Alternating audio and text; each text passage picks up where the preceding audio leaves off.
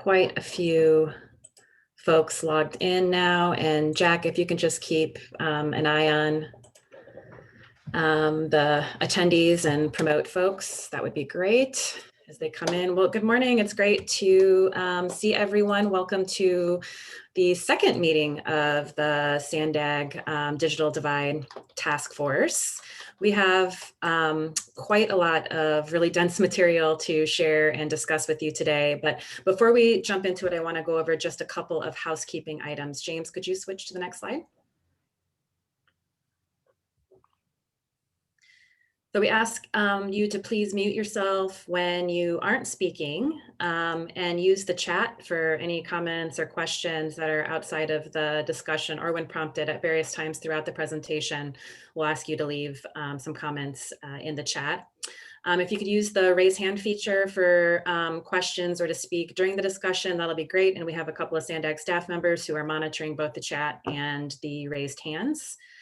We have a slight change in the format of the meeting, unfortunately. If you recall, the plan was to break up into small groups and we were going to put you to work and have you look at and discuss some of the data that we've been collecting. But due to some security concerns and some recent Zoom bombings, we had to change the format of this meeting at the last minute to reduce the risk of a Zoom bomb. But for the next meeting, hopefully we can just have you register in advance so we can go ahead and do some of that small group work. But for today, we're just going to have large group discussions, and that's why we want you to kind of raise the hands, because it can get a little bit chaotic when too many people are trying to speak at the same time, and we have a pretty big group today. So I wanted to start with introducing the new organizations that joined the task force since our kickoff meeting back in January. We don't have time to go around and have everyone introduce themselves like we did during the first meeting. However, there were several of you who reached out and asked for a contact list of all of the members of the task force. And we've created that, and we'll get that sent out to everyone shortly because, as you know, a goal of this task force is to facilitate coordination and communication beyond just what we're able to do during task force meetings. So we'll make sure that you all have a way to get in touch with each other. But for new members, let's go ahead and start with SDG&E. I know I saw Joe log on. I'm not sure if Omar's with us, but what we did in the first meeting was just a quick, 1 minute introduction of yourself, your organization and role, and the work that you're doing related to broadband and digital equity. And then one thing you hope that this task force can accomplish. So Joe or Omar, do you want to kick us off? Sure, I can start. Hi, Antoinette. Good to see you again. Joe Britton, Public Affairs Manager for San Diego Gas and Electric, and hopefully Omar Zabalos is on as well. He is going to provide the background from the technical side on for this task force. So I guess I'll turn it over to him, but looking forward to participating. Thank you.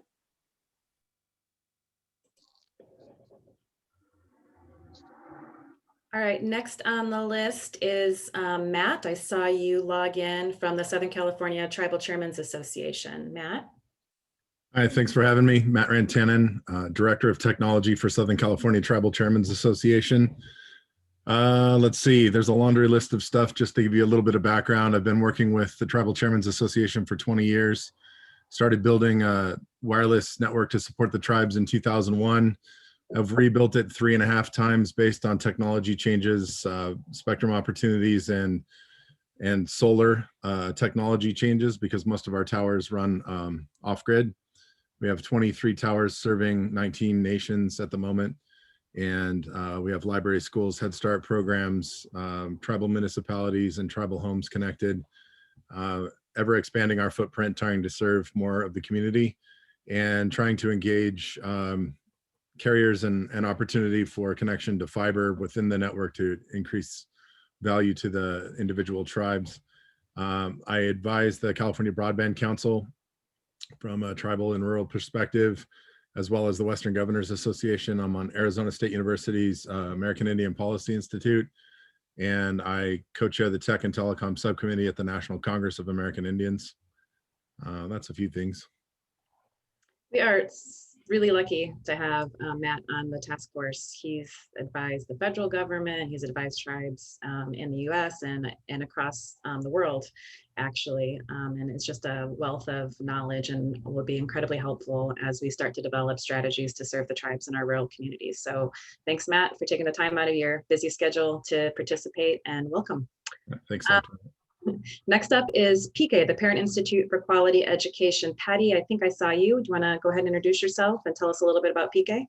I am excited to be part of this group. Thanks for the invitation. Patty Chavez, I'm Director of Policy for Parent Institute for Quality Education. We are a statewide and actually a national organization, but in California, we provide direct service support, partnering with schools.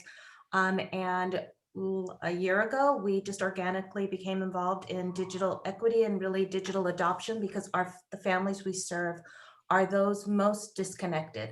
So we provide support at schools to help connect parents, teachers and schools, and create strong partnerships for children's education.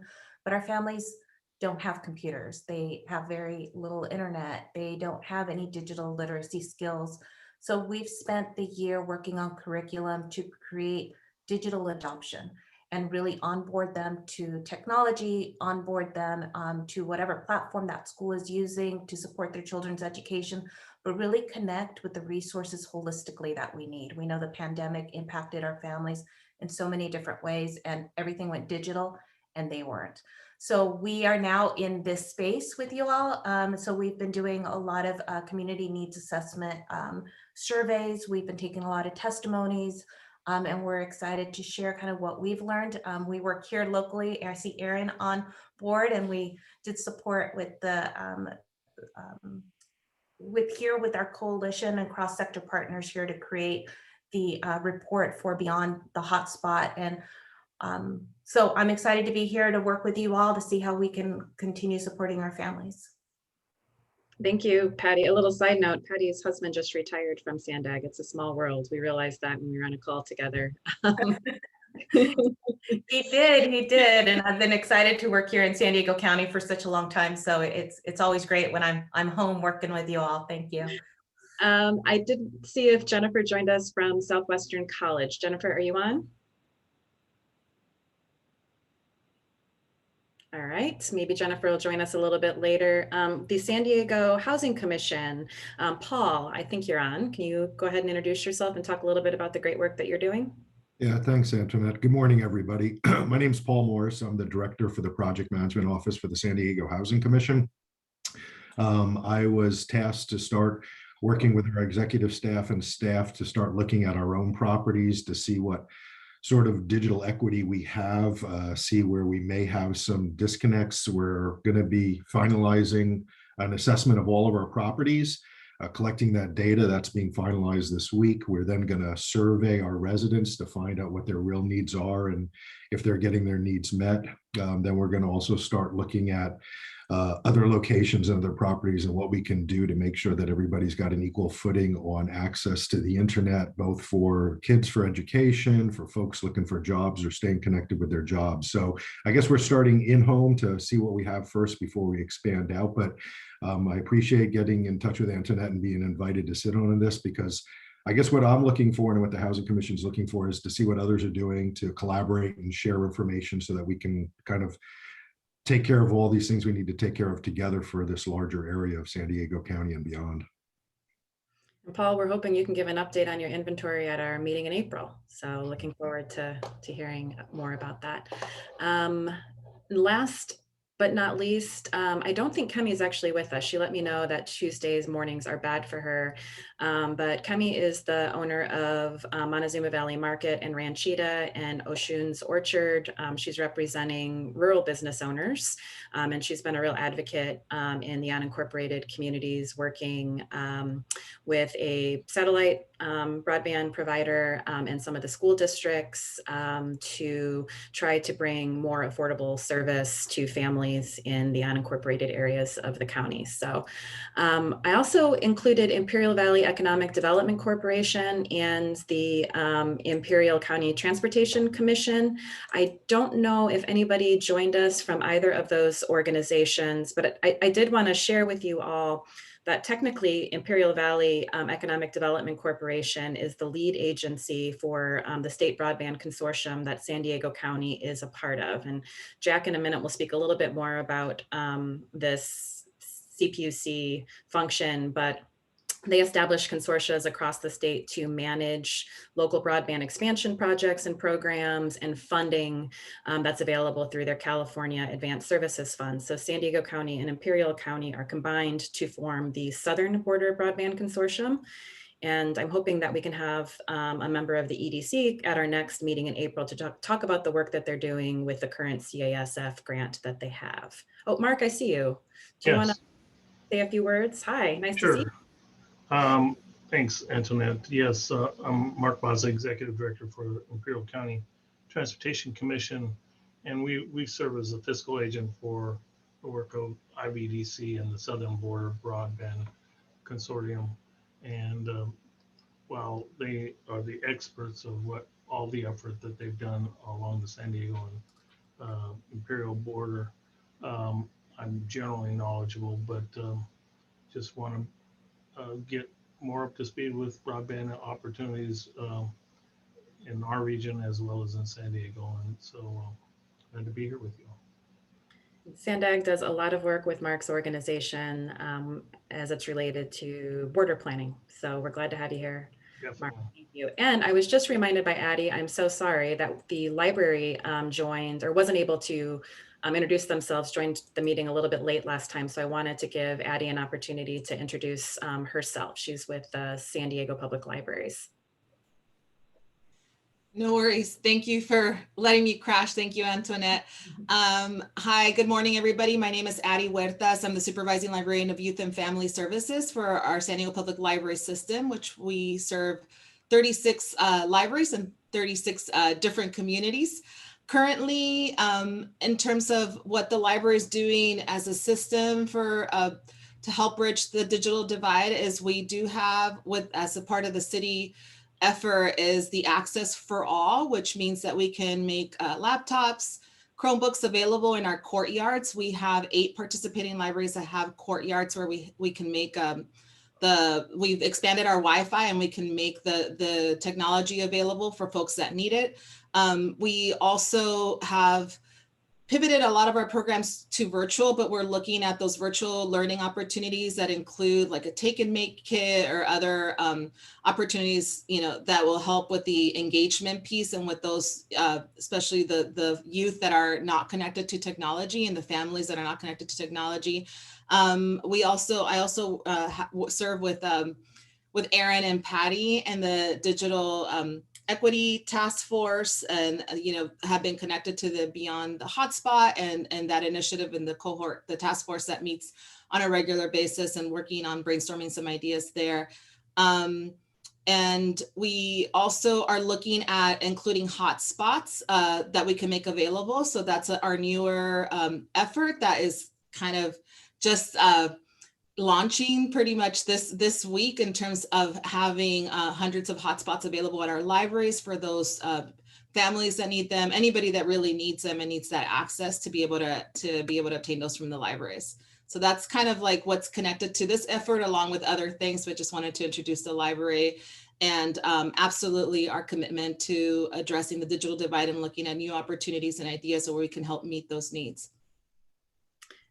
Excited to have you, Eddie. Thank you. You're doing a ton, so appreciate the update. Okay, next up, I wanted to have our government affairs team just give a really quick update on some of the latest and greatest happenings at the federal and state level. There are multiple broadband bills and funding programs that are under consideration right now, and things are changing really quickly. So we wanted to just have this as a regular kind of standing item on the agenda, so we can keep you all kind of up to date on what's happening with the federal and state programming. So Lori, are you on? Can you go ahead and kick this off?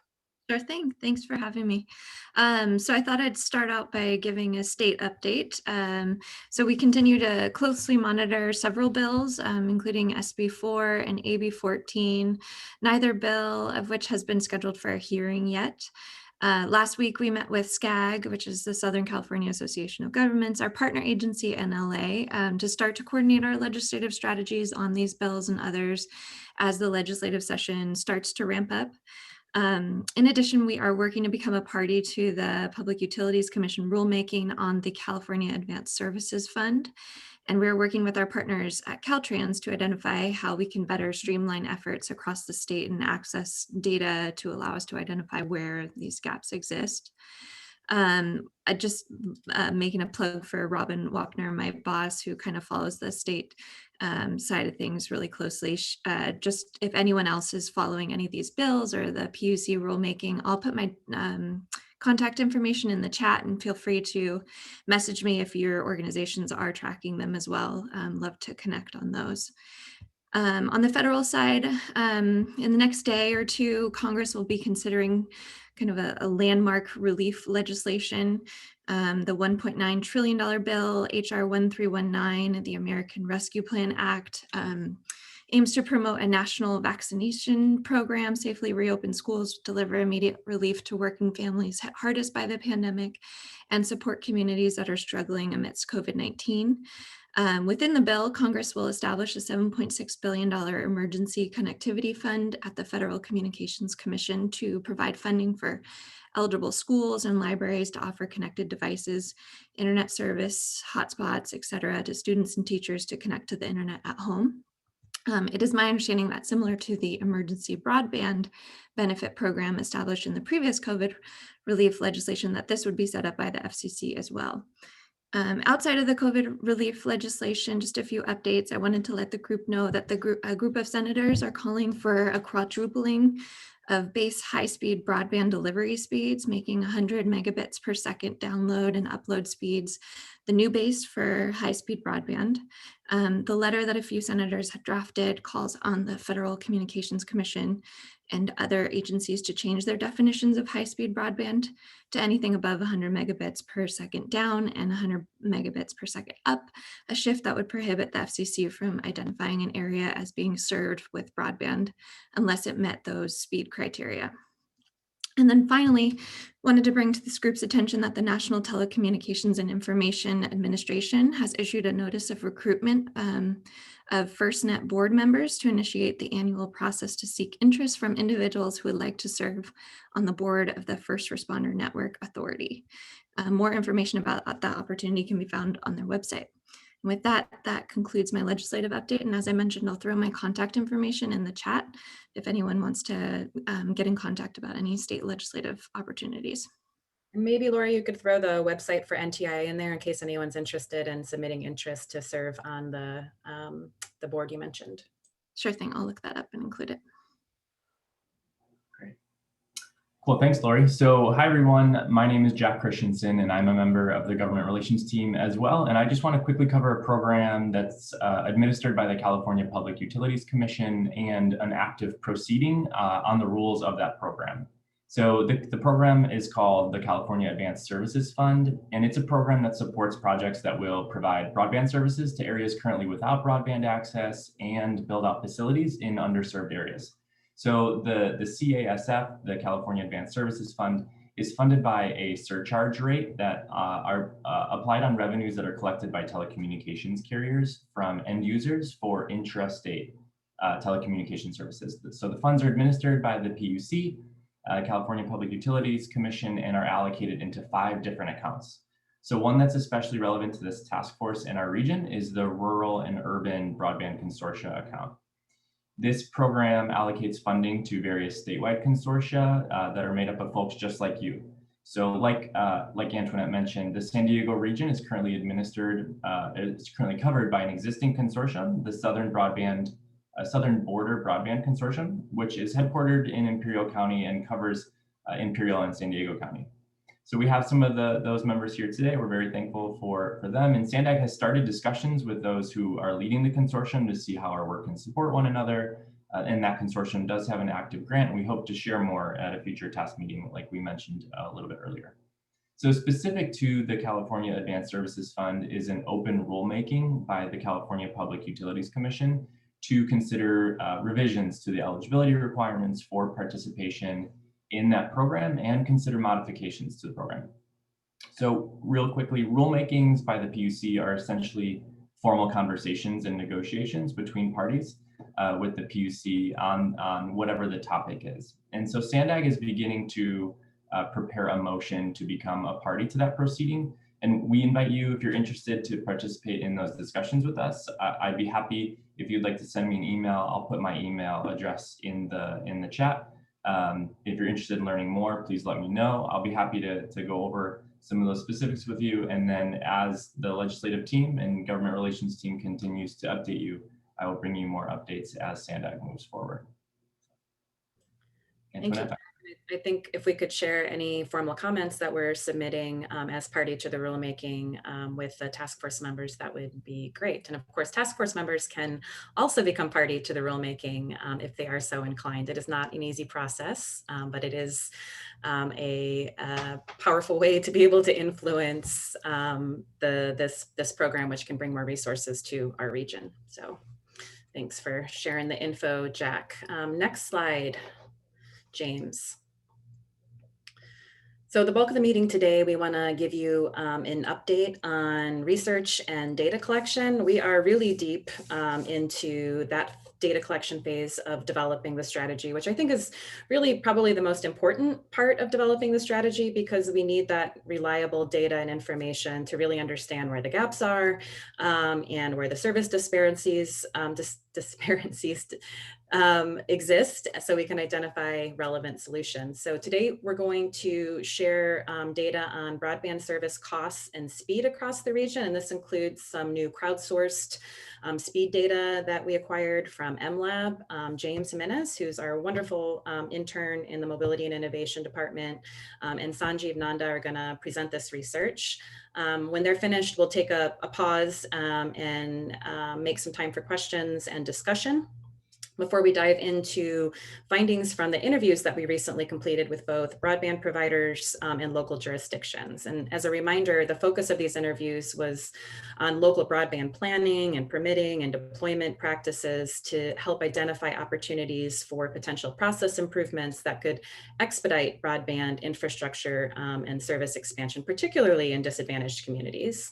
And then last, we're going to look at a map of the regional fiber ring that's been constructed by transportation agencies, and we'll discuss some potential opportunities to leverage that investment to expand fiber and service in the region. So before I hand it over to James, you want to go to the next slide, please? And Sanjeev, I just want to set the stage really quickly. So at our first meeting, we looked at a handful of maps that SANDAG had created with the California Public Utilities Commission data. And I want to just revisit one of those maps that we looked at the kickoff meeting to help set the stage for the conversation around speed. So if you recall, this map shows the portions of the region that have access to advertised broadband speeds that meet the federal threshold for broadband, which is currently 25 megabits down and 3 up, and that's shown in the lighter green shade. And then those areas that meet the new state target of 100 megabits down, and the areas shown in dark green on the map. There's a couple caveats though. Just because these speeds are available does not mean that people can afford those higher speed plans. Generally, higher speed plans equal higher cost. Also, advertised speeds are not always what you're actually experiencing. You know, with network congestion, it can slow everyone down. And I think that's something we are all familiar with during the pandemic. So with that, I'm going to turn it over to James to talk a bit more about the cost of different types of broadband plans, different speeds that are available in the region based on some research that he's been conducting over the last month. James, it's all you. Okay. Hey, everybody. So I'm going to be talking about information on broadband service cost and speed in our region. So all the information that was collected that's displayed in the summary table is through internet research. It started out with using the website Broadband Now, and then going to individual service provider websites to verify the information. And it should definitely be noted that all the speeds on the table and other sources that we have from our research are the advertised speeds, and it includes wireless and wireline plans. So just a quick summary of it, there are 20 service providers in our region.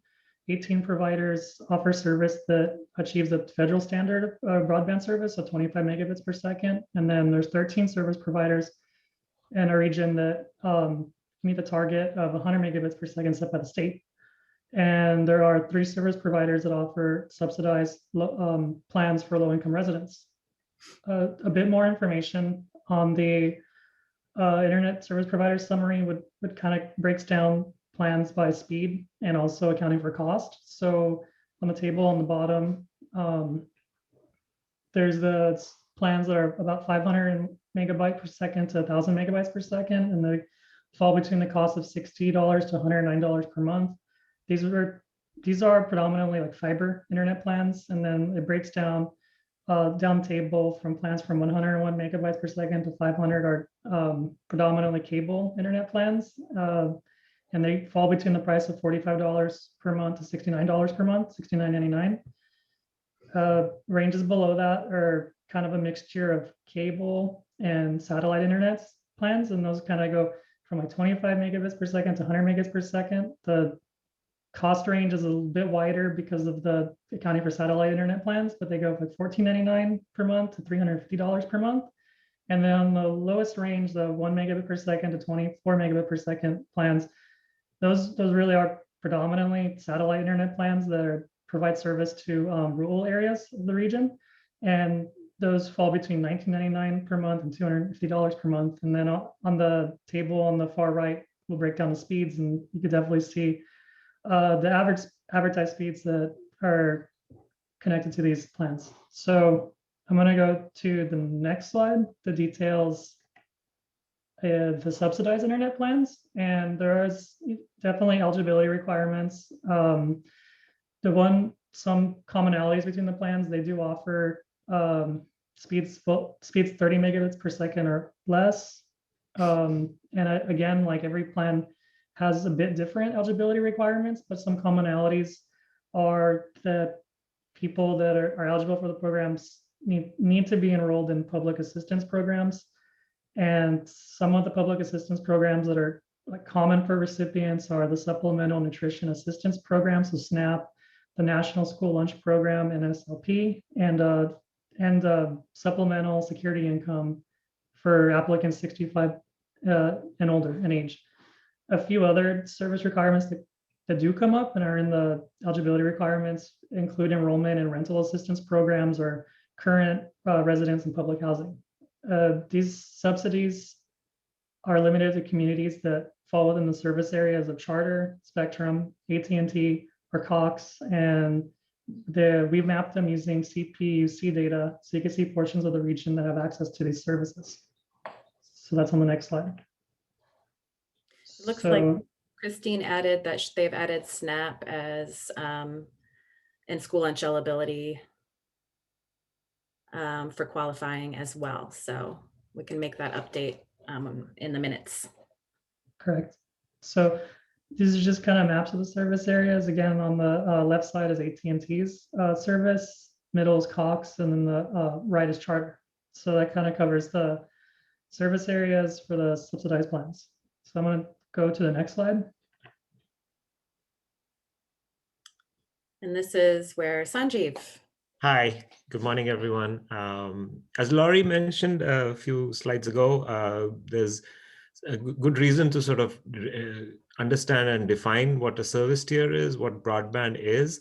And, the FCC has previously defined broadband as downlink 25 megabits per second and uplink 3 megabits per second. And we're all discovering that that may or may not be sufficient.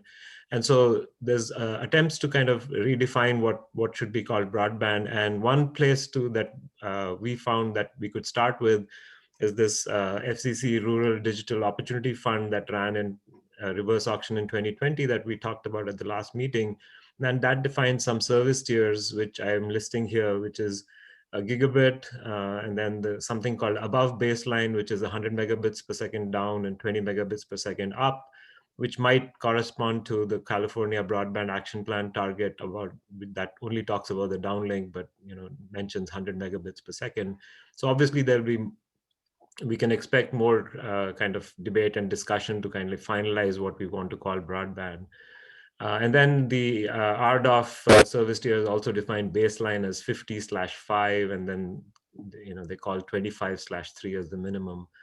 And so I just wanted to capture that we've all, as learners in households and people working, teleworking and so on, we've all discovered that 3 megabits per second up for a broadband connection just seems very, very inadequate uplink for doing telework and learning from home. So next slide, please.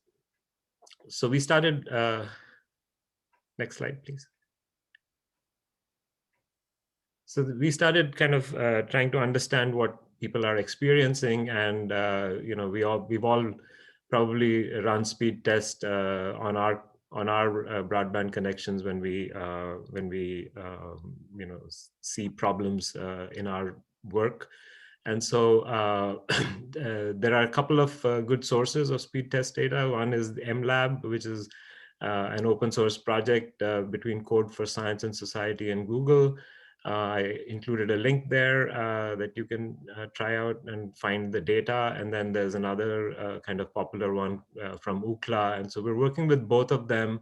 The MLab results that we downloaded for the year starting like December 31st, 2019 to October 25th, 2020, aggregated by zip codes, gave us for San Diego County an average of 41 megabits per second down and 11 megabits per second up, which seems pretty good. But of course, we realize that that's an average, and there's kind of a wide distribution. And so we kind of have looked at zip code wide this data, and we find that 25% of zip codes have an average download speed test below 25 megabits per second, and 20% of zip codes have average upload speeds below 5 megabits per second. So that's something to look at. One thing to kind of caveat to point out is that basically, as I mentioned, you do this test when you're kind of not having a good experience often. So there's a bias, self-selection bias of what data is being collected. Next slide, please. And so here's kind of a mapping of those zip codes. So on the left is a map of download speed tests that are, the average is below 25 megabits per second. So kind of not surprisingly, it's the rural parts, of the county. But then there's also parts which you might expect, let's say near Oceanside or Imperial Beach and so on and so forth, which are getting low downlink speeds, even though they may be fiber close by and so on. Another on the right side is the representation, the mapping of the uplink speed test average below 5 megabits per second, and sort of the similar observations on the right side as well. And that's all I have. And I think this is the end of this section. So Antoinette. Yeah, let's take a minute. And are there any questions? Go ahead, raise your hand, or comments, things that stood out to you. We just threw out a lot of numbers, so happy to go back to previous slides if anybody would like us to, but would love to hear from the task force on their thoughts.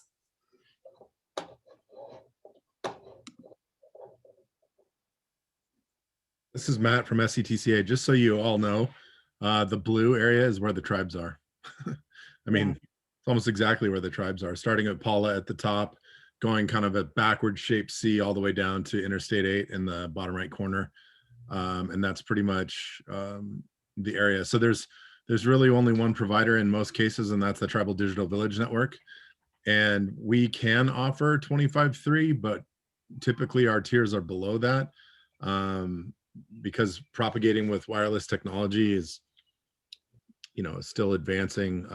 Compression algorithms are making data smaller to be able to travel over the same wireless communication networks faster. But when you have a concentration of homes and the lack of available spectrum for the tribes to use in the unlicensed space, there's a complication there with serving, using multiple frequencies to support the community and spread it around.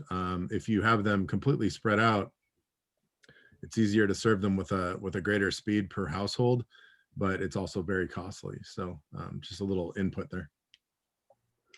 Great points. Looks There's like a we have question in the chat. questions in the chat. There's a question in the chat about enrollment numbers for subsidized service offerings. We've asked, and we haven't been able to get information on enrollment numbers in the subsidized service offerings, unfortunately. But before that question, though, Chris from Caltrans asked if we ran the analysis for 100 megabits per second, and the answer is yes. We can send that information out with the meeting minutes. Another question is any breakdown on the types of services being accessed? Ramesh, do you want to clarify what you're asking? Yeah, so are the users using it, for example, for media streaming, Zoom kind of services? What are these bits going to support? Is it email? What is it? Do we know? Sanjeev, I don't believe that we have that information, but you can. No, we don't have, and right. I don't think we were asking those questions.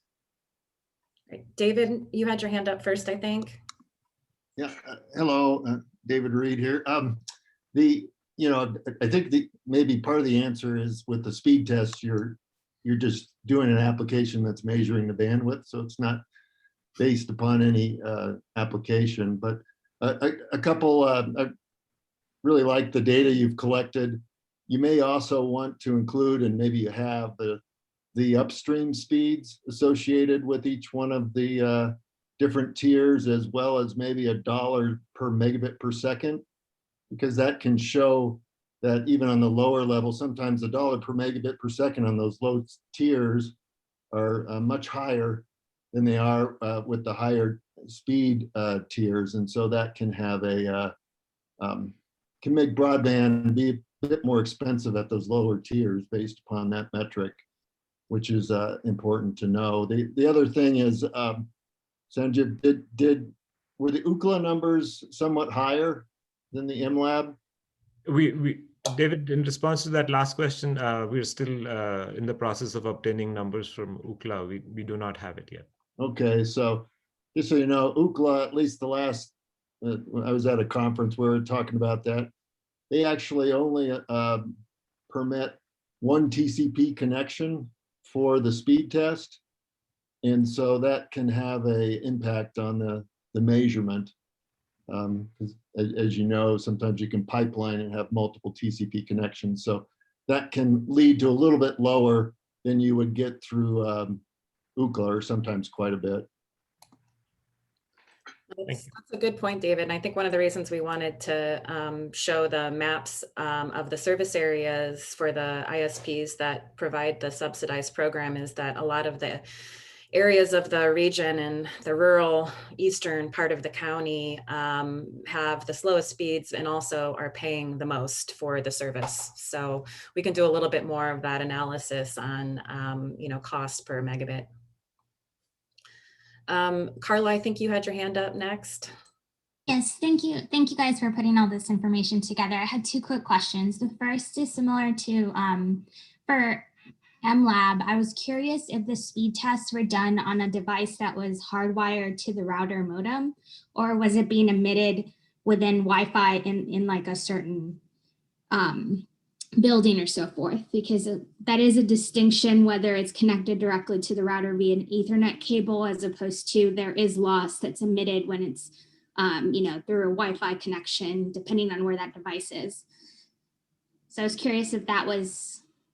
Carla, that's a great point, and there is no way for Ookla or MLab to have that information, and it's likely that it's just a mix of all those things, and it's all, as I also sort of pointed out, it's also self-selected as to when people are doing these tests and so on. So it's no way kind of an average across all conditions and so on. It's just self-selected tests. Great. And my second question was just regarding the Zoom, upstream you mentioned 2 to 3 megabits per second per user in a household.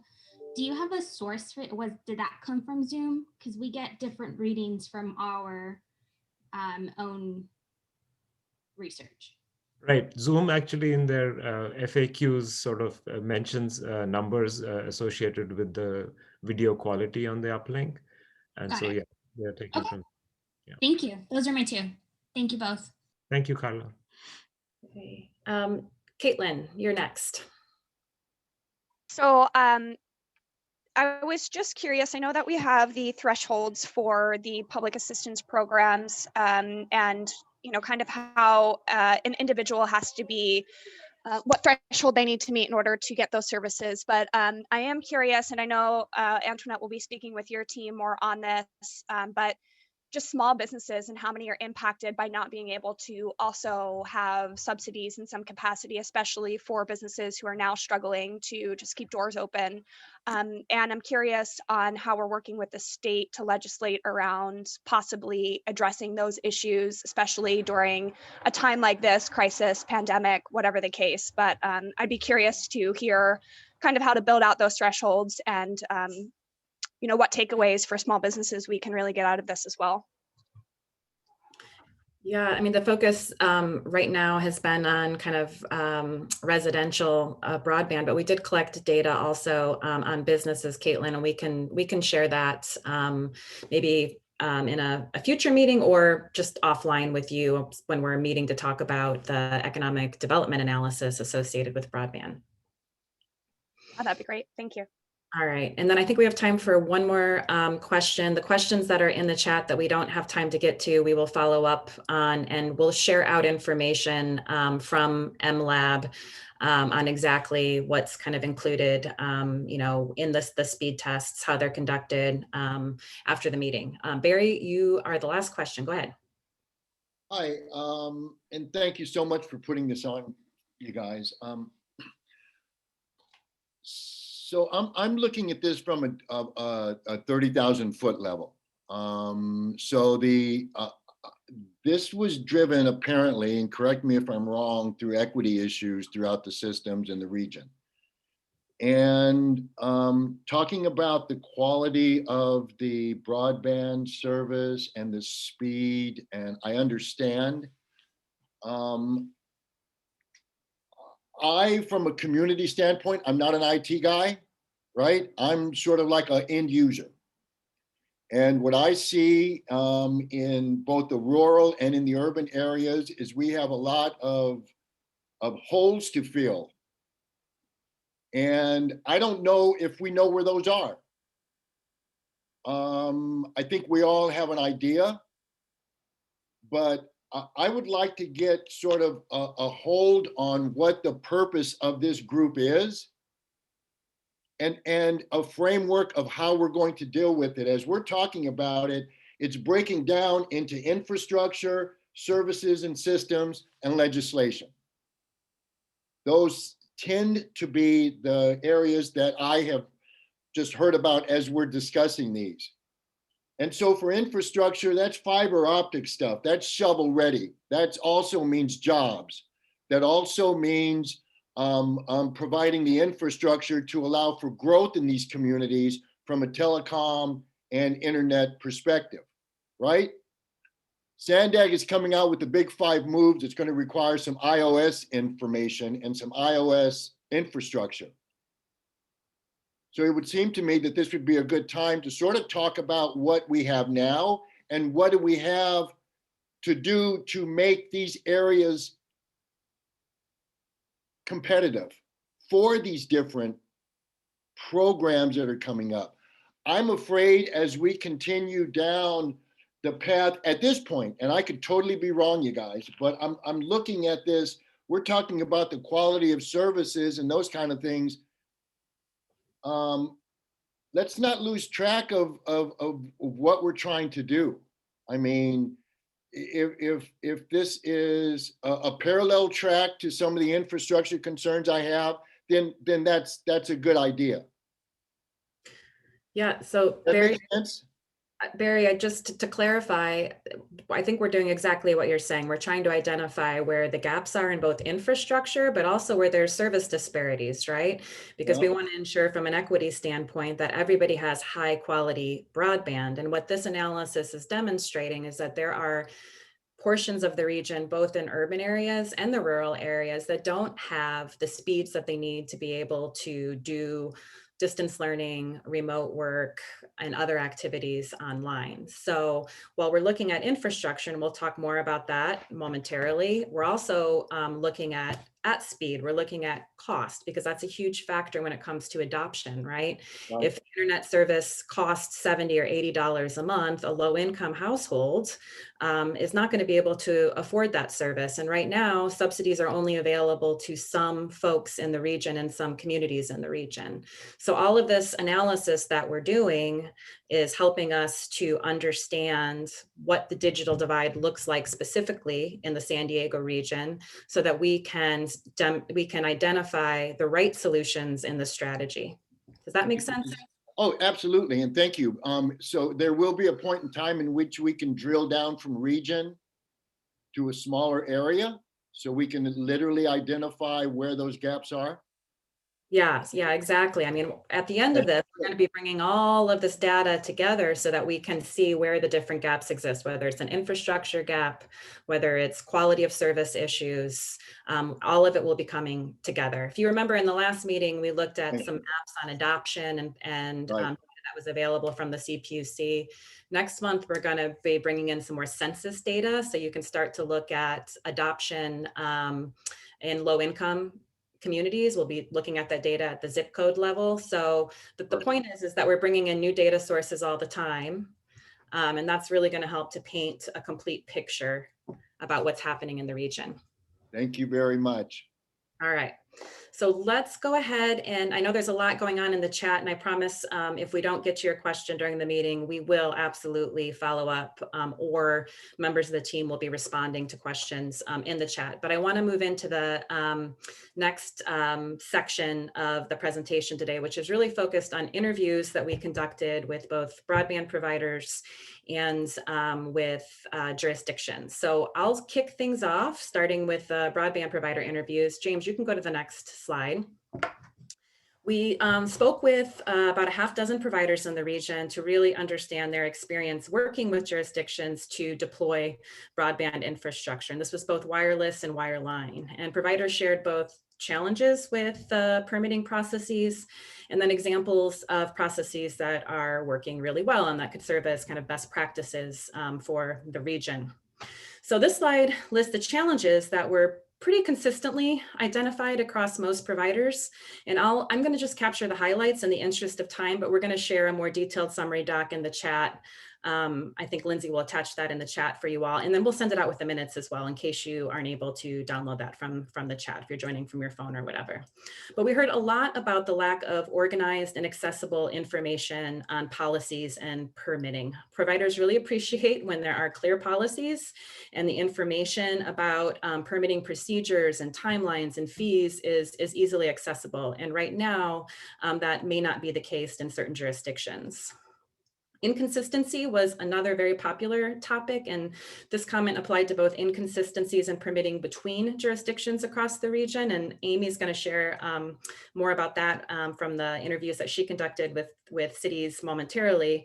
But this was also inconsistency across reviewers within the same jurisdictions. So the interpretation of policies and procedures can vary quite a lot between staff members doing the review. Uncertain timelines and costs is another big issue, and providers acknowledge that this is most often due to limited staff capacity and resources, particularly in smaller cities. But the wait times for permit approvals in cities small and large can be inordinately long, which makes planning really difficult and slows down broadband infrastructure projects. Providers also understand that cities need to recover their costs, but they felt like some fees were really high without any explanation as to why, and the cost structures weren't always clear. So all of the different fees associated with getting a permit and going through the review process were not always made obvious. Most common issue with small cell siting for 5G was some restrictive policies or conditions that make it really difficult to deploy. It was noted that some jurisdictions are imposing conditions that are not consistent with the FCC guidelines that were put out in 2018.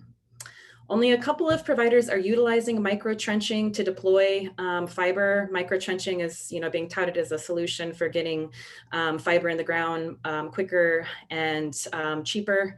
It is a relatively new technology, though, and experiences with it are varied. There are some concerns about micro trenching being too shallow and causing damage to fiber infrastructure. So a standard is really needed if it's going to be used more widely. And the city of LA was actually recommended as a model. They have an ordinance and a standard related to microtrenching.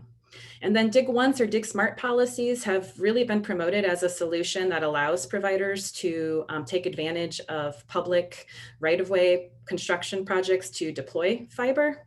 It involves public agencies coordinating with providers when roadway construction or other construction in the right-of-way is occurring to eliminate the need to dig up those roads again for broadband expansion, infrastructure expansion in the future. But all of the providers we spoke with said that while this policy is good in theory, it has not translated well into practice. And there are a number of reasons for this. Things like, where the projects are occurring may not be a priority area for the providers, or there isn't adequate time provided for the coordination necessary to take advantage of that. Next slide, James. In terms of best practices identified by providers, it really focused on streamlining the permit process and then making that information more readily available. So centralizing information, consolidating permitting into one department can create a clear path that reduces time, cost, and miscommunication. Modernizing to online permit systems also saves time and is something that the providers like. The city of Riverside was identified, excuse me, as an example of a city that has consolidated permitting into a single department. They launched a really easy to use online portal for submitting and tracking permit applications, and processing time is short, typically 10 days. So that one-stop shop approach is helpful. Cost and time certainty is also desired, standardizing permit fees to the degree possible and really creating simplified and repeatable permit processes, especially for routine projects. And then most providers also said that they would be willing to pay an additional fee for expedited permitting. Batching and master permitting, which allows for a single application and a permit to cover multiple sites. This can reduce those really redundant counter transactions for very standard projects that don't really impact the right of way. Cross-jurisdictional consistency and coordination.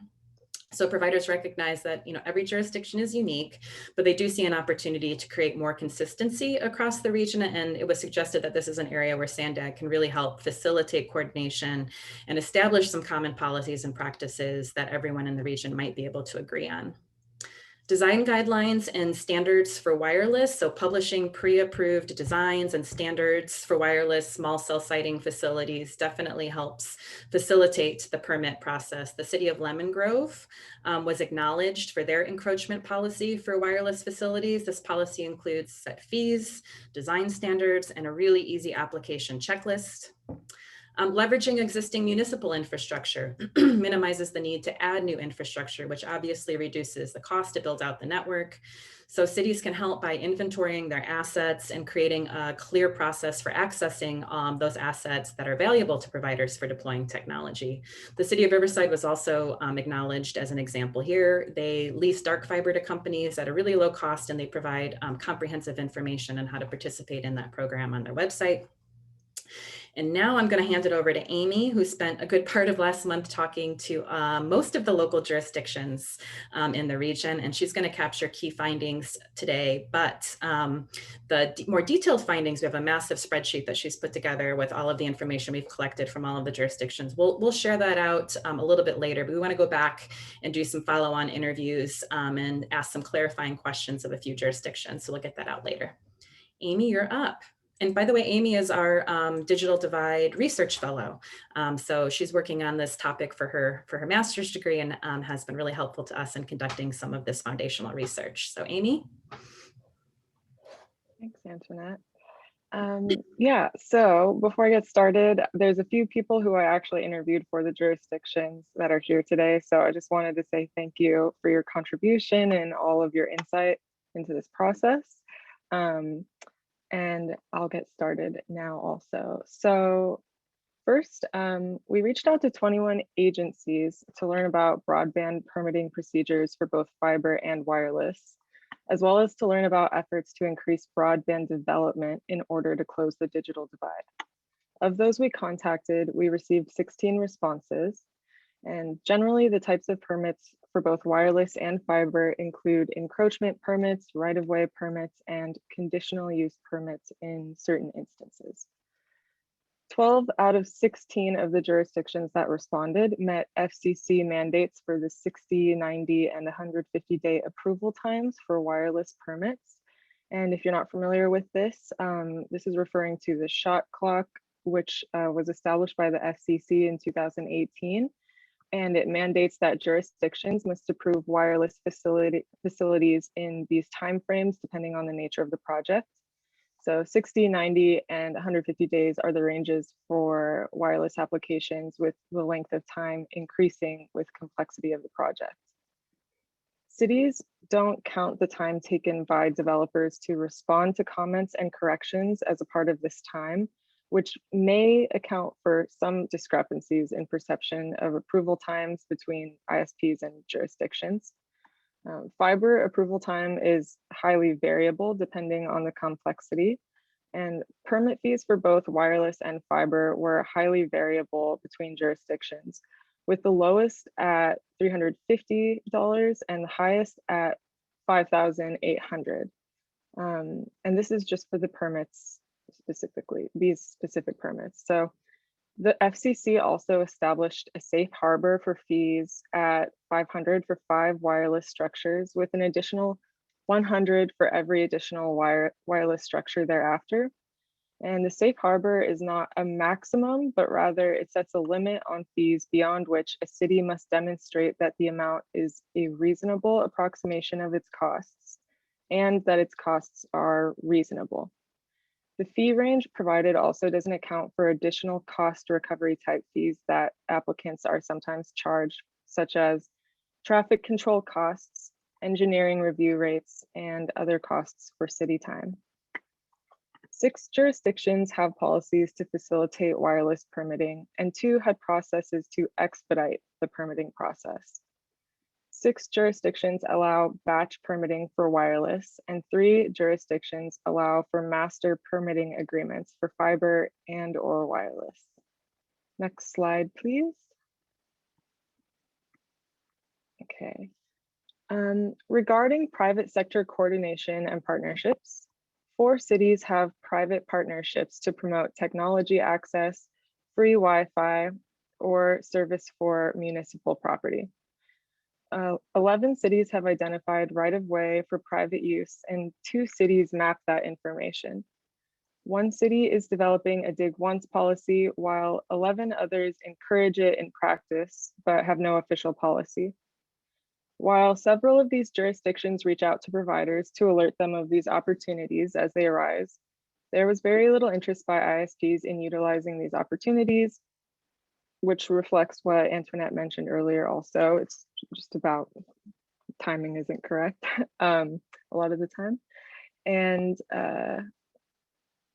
no cities reported having fiber sharing agreements, although 1 is in the process of developing an agreement.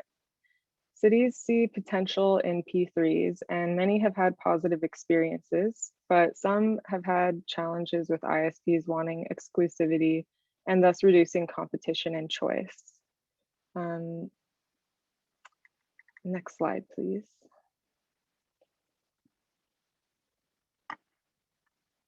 Okay. Regarding data collection, let's see. Regarding data collection on the part of the cities, very little data is available to jurisdictions as ISPs do not typically share data with cities.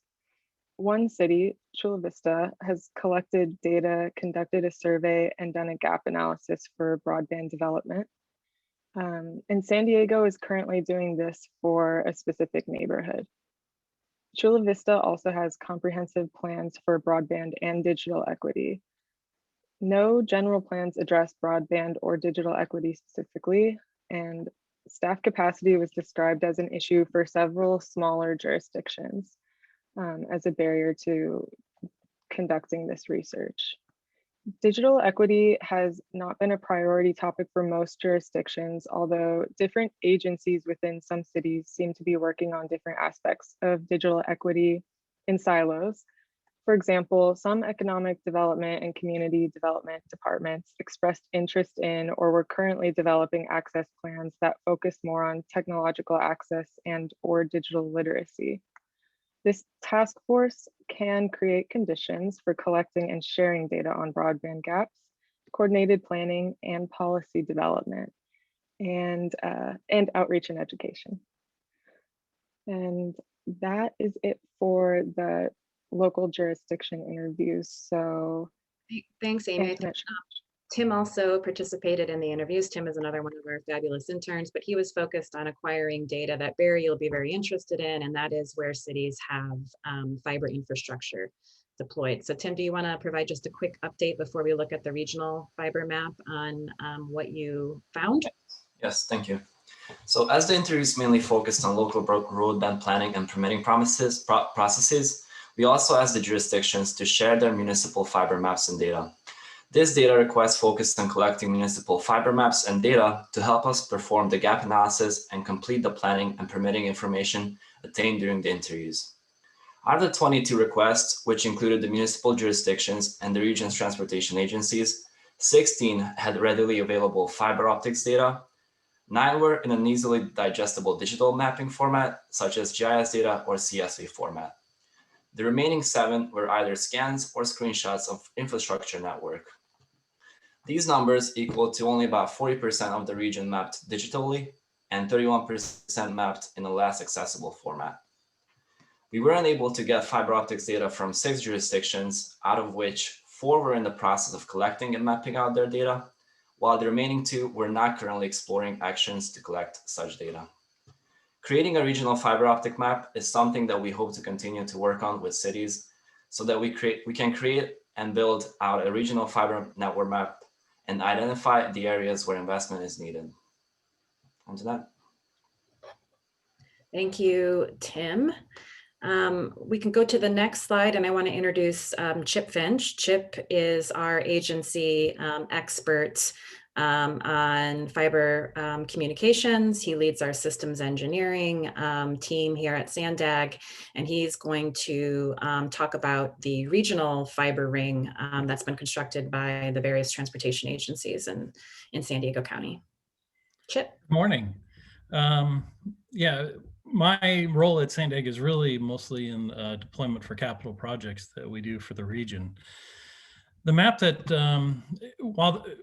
when it comes to private sector fiber in the region, there's really been limited information. Many of the providers aren't really interested in the in sharing the information. It's kind of confidential information that for security reasons, many of them do not like to widely share that information. Tim just finished talking about some of the surveys that were done in local jurisdictions and where a lot of the jurisdictions stand as far as mapping goes. When it comes to the regional map, what you see in front of you is fiber that was installed for public purpose, and it's really primarily for transportation purposes.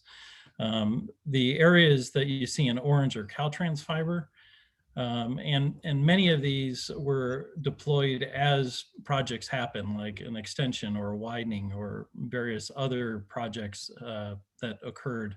That's why you see it being a little bit fragmented. MTS is in red, and that's primarily along the light rail lines in San Diego. There is some also along the South Bay BRT. And then NCTD fiber, if you look, is in teal, and that's along the Sprinter and Coaster lines. And then we also have the green fiber in the map is along the South Bay Expressway, the toll road.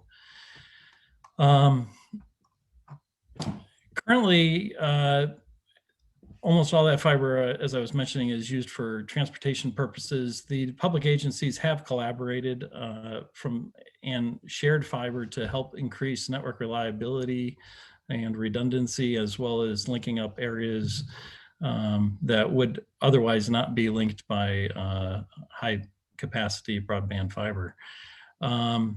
There's been some limited public-private partnerships amongst many of these some of the agencies. Sprint, MFS, and Media 3 have all been partners with on various projects. Sandag has a fiber sharing agreement under negotiation. It was as a result of an unsolicited proposal that we have received in accordance with Board Policy 40.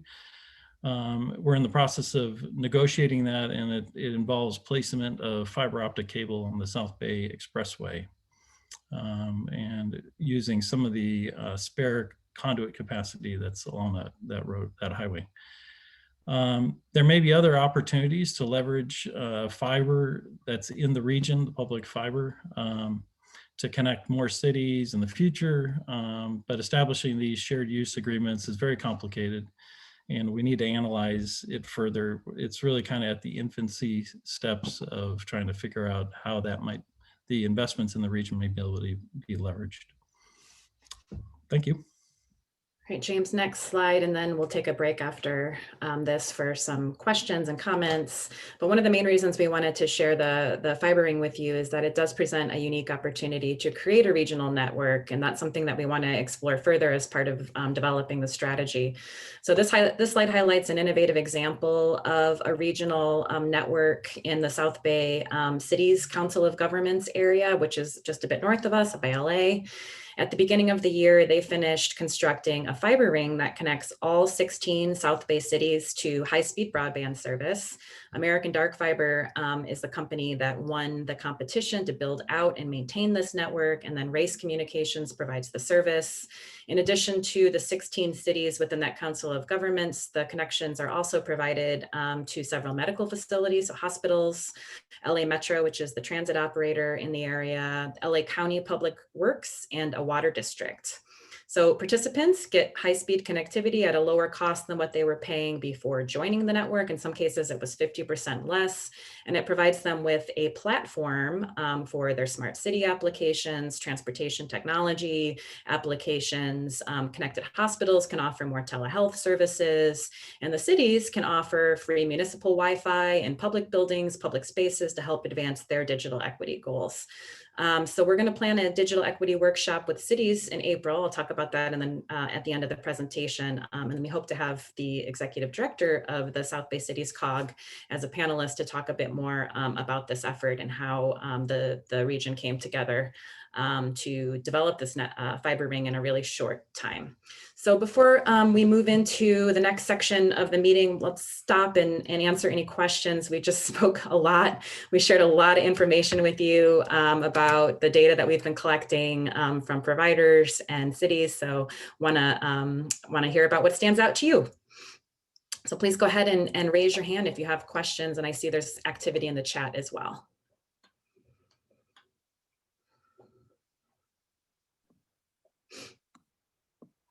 I would be surprised if there aren't any comments and questions. Antoinette, this is Erin Phillips, and I'll introduce myself to you all. I work in Riverside County across Southern California with National Core, a nonprofit affordable housing developer. Been able to work with Antoinette and Jack and others from the team under Hassan's leadership to bring together this kind of a conversation across the region. And I just have to commend the team because this entire collaboration across Southern California is watching what you guys are doing and is following the lead of this kind of research. This kind of research in such a concentrated area, being able to identify the barriers in understanding and in practice between cities and ISPs and end users. It's helping add specificity to the conversation, which can create a plan like Antoinette just talked about. It's creating actionable plans as opposed to just talking about, well, the ISPs won't tell us. We don't know where it's buried. We don't know how to get access to these areas. These folks are underserved. We're identifying gaps in process that can actually be addressed to increase productivity, to ensure that families and children and the elderly and those at most risk, those in those blue areas, right, can start to get what they need. And so I just want to commend the team. This is arduous work, and but all of Southern California is watching, and it's influencing conversation, and it's influencing even policy as it's being developed. And so I wanted to offer that, Antoinette. I hope I'm not overstepping, but thank you for the work you guys have been doing. Other comments or questions about the findings from the interviews?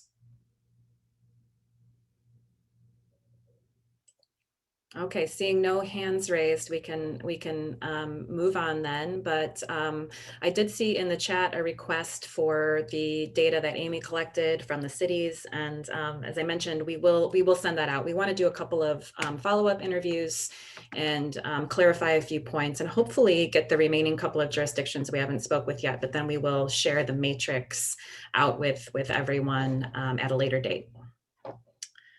So and the other document Lindsay has placed in the chat, a link to that. Lindsay was able to get the chat to work, so she placed the summary of the ISP kind of findings, interview findings in the chat. And if you are for whatever reason not able to download things from the chat, we'll be sending out a lot with the minutes this go around. So all that information will be provided.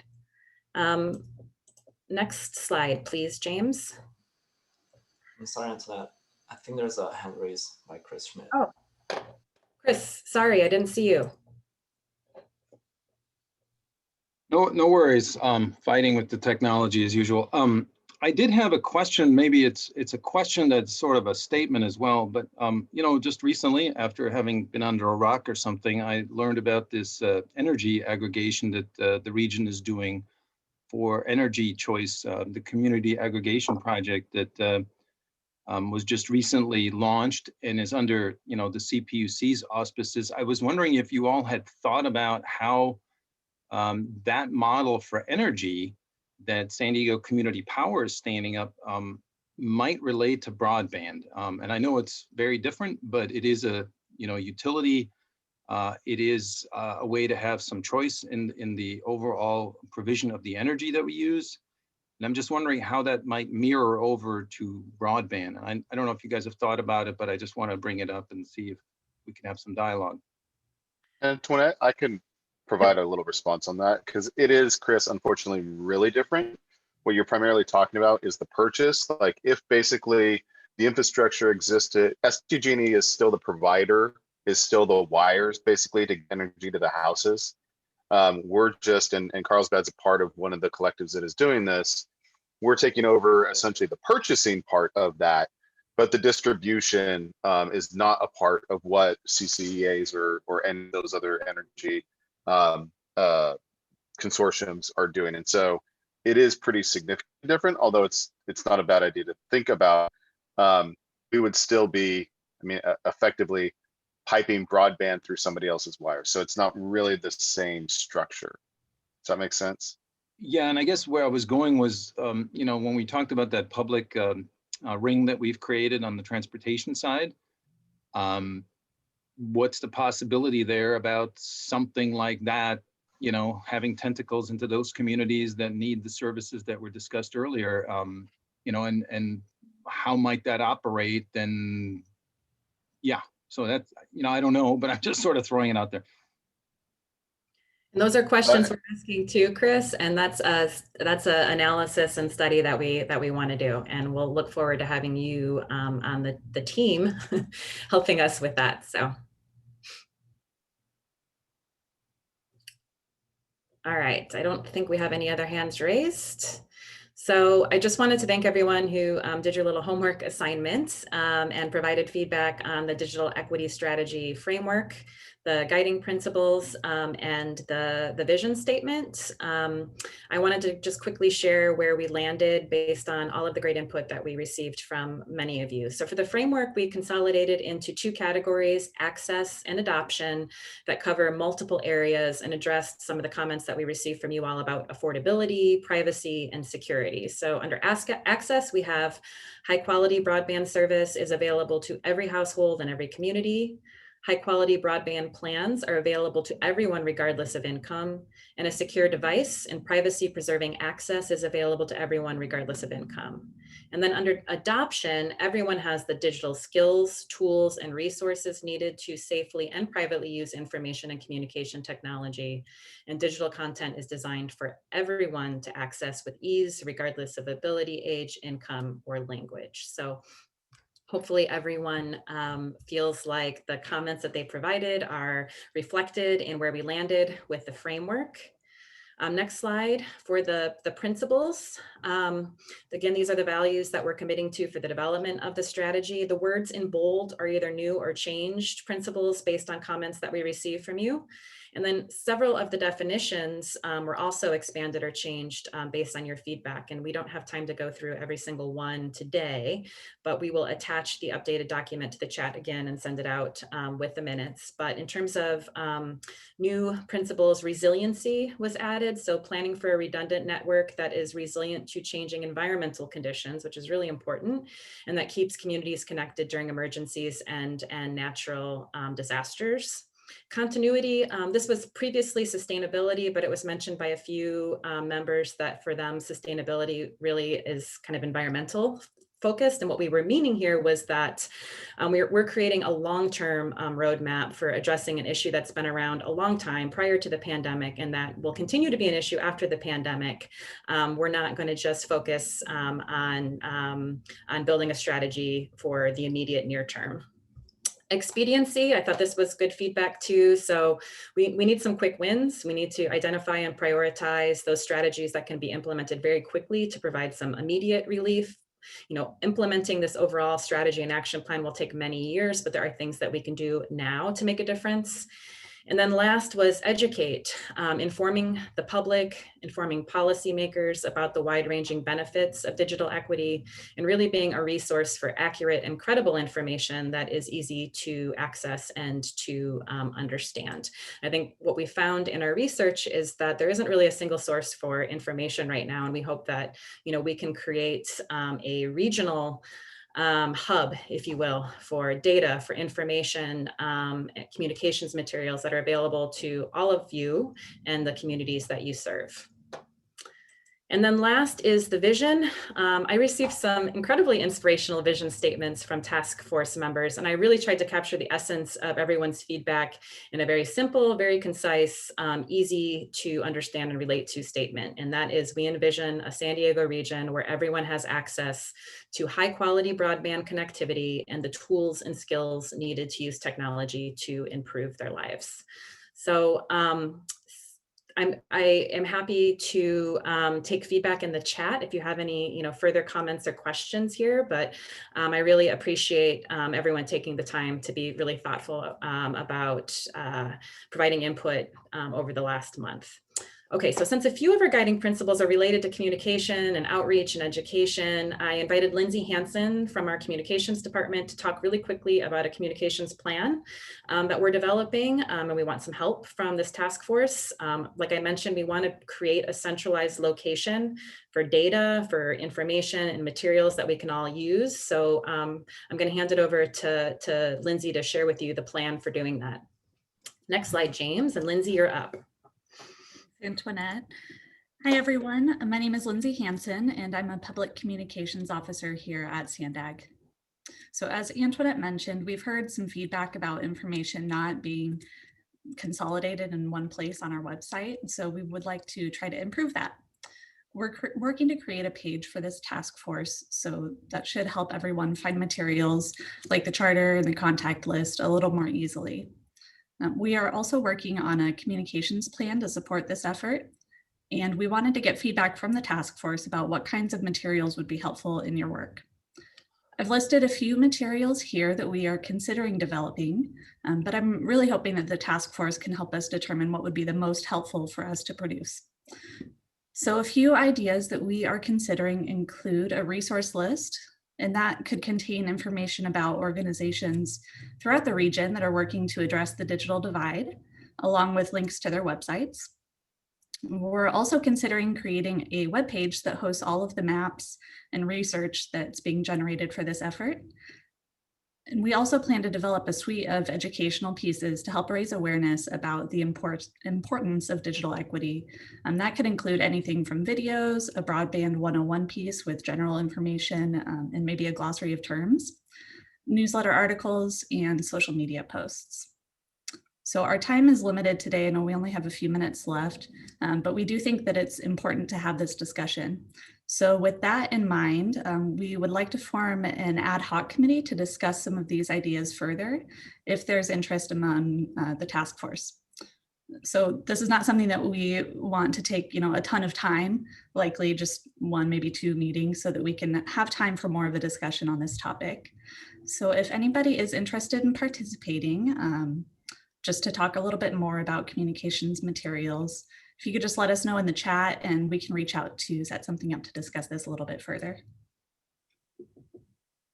Thanks, Lindsay. And we would definitely like help with the task force, particularly those of you who are working in the community, to create that regional resource list. We really want to have one place where people can go to find out about all of the different organizations that are doing work on digital literacy and training and other aspects of digital equity. So if you can't participate in the little ad hoc work group that Lindsay's putting together, if you could at least send links to organizations that should be a part of that list, we would really appreciate that, because you all know better than us.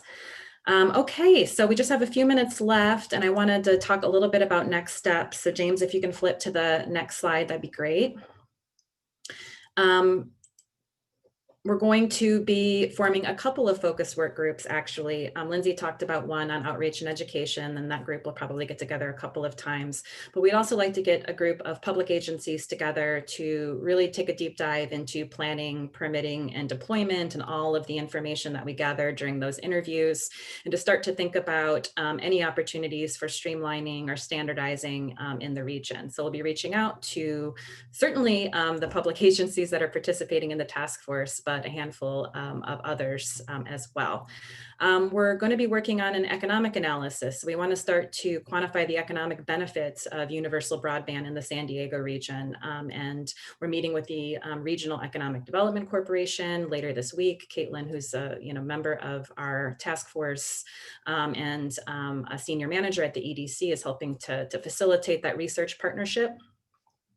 And so those two little ad hoc groups or 3 rather, will be formed over the next couple of weeks, and we'll start to get together soon.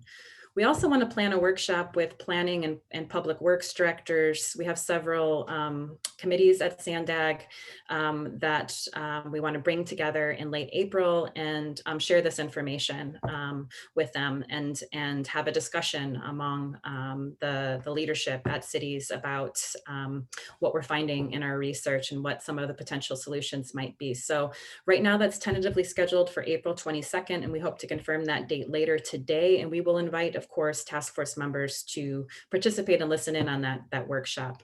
As part of that, we want to put together a panel and invite some jurisdictions from outside of the region who have some more experience and who have been identified as best practices to come and talk with our cities and share information. So it should be a really great workshop.